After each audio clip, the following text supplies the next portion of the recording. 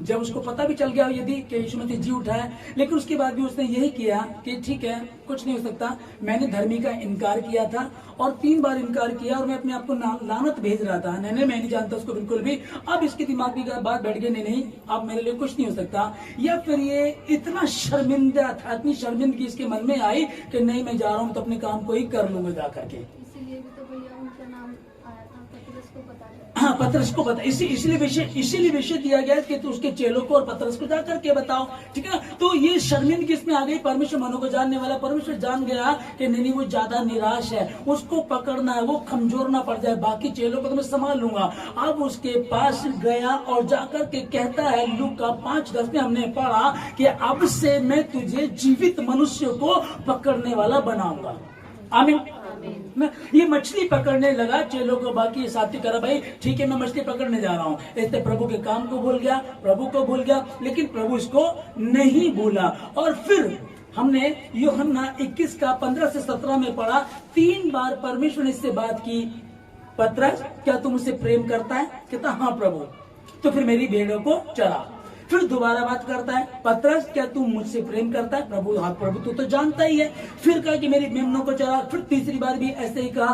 अब 3 बार इसने इनकार किया और 3 बार परमेश्वर ने इससे इकरार भी करा दिया। हालेलुया। योना 3:10 में जो हम लोगों ने पढ़ा, यहाँ लिखा है योना की पुस्तक में, जब परमेश्वर ने उनके कामों को देखा कि वे कुमार्ग से फिर रहे हैं, तब परमेश्वर ने अपनी इच्छा बदल दी और उनके जो हानि करने की ठानी थी उसको बदल दिया। उस नगर को नष्ट करने की ठानी थी, जब उनका मन बदल गया। तो आज अभी भी 2024 साल पहले की घटना है।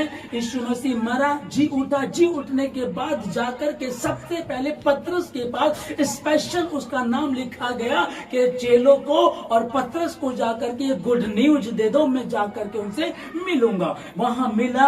आज भी वही है कि कई बार निराशा है, किसी बात को लेकर कमजोरी है, हम कई बार बहुत गलतियां कर जाते हैं, बहुत गुनाह कर जाते हैं और फिर लगता है कि मैं किस मुंह को लेकर के परमेश्वर के पास जाऊं, मैं क्या बात करूंगा, मैं किस तरह से करूंगा, मैं किस तरह से सोचूंगा। तो हमको ये पता होना चाहिए कि परमेश्वर दयालु है और उसने खुद एक जगह एक घटना बताई। कहने लगा, एक बार 2 लोग मंदिर में प्रार्थना करने गए। फरीसी इस प्रकार से प्रार्थना करने लगा, हे परमेश्वर मैं तेरा धन्यवाद देता हूं कि मैं सप्ताह में 2 बार उपवास रखता हूँ, कमाई का 10वां अंश देता हूँ, है ना। और इस चुंगी लेने वाली तरह बिल्कुल भी नहीं। वो क्या कर रहा था? दोष लगा रहा था और अपने कामों को गिनवा रहा था, ढिंडोरा पीट रहा था। पर जो दूसरा पापी था, अब समझिएगा, पापी था जो, वो दूर खड़ा होकर के, वो मंदिर पे अंदर जाकर के पैर रखना भी नहीं चाह रहा, दूर खड़ा होकर के प्रार्थना कर, कहता है कि मैं पापी हूँ, मैं गुनहगार हूँ, हे परमेश्वर मुझ पर दया कर। लिखा है कि स्वर्ग की और दृष्टि करना भी ना चाहा, इस तरह से प्रार्थना कर रहा था। अब अगर परमेश्वर के पास नहीं जाएंगे तो कहाँ जाएंगे? दूसरा ऑप्शन कोई है नहीं, ऑप्शन सिर्फ एक और यही है। आप समझ लीजिएगा, परमेश्वर दयालु है, अनुग्रहकारी है। पतरस चला गया, काम करने चला गया, प्रभु उससे मिला, 3 बार उसने इनकार किया, 3 बार ही परमेश्वर ने उससे इकरार भी करा दिया। आज वही परमेश्वर मेरे और आपके साथ भी है। वही कहता है योएल में, तो भी यहोवा की यह वाणी है।